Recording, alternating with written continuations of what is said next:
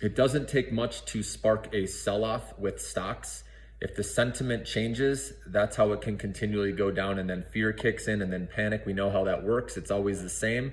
So it all started with the Fitch downgrade of US credit from AAA to AA. Some of you may think that wasn't a big deal because there's other credit agencies that didn't do anything, but that did start some negative sentiment. And then you had Moody's downgrading 10 banks. And again, you could say, oh, that was already, everyone already knew that, the banks were going through these tough times. But just these negative pieces of news started downtrend. And like I said, that will start the fears of people losing their profits, and they start selling and then panic selling. So that's why you got to buy when things are at the top. Once you hear one piece of bad news, you got to get out and take your gains, or at least play with house money. So I see a correction happening here, especially if the CPI report comes in hotter than expected tomorrow. You want to watch that because there's a chance it will. And if it does, that will spark an even bigger sell-off.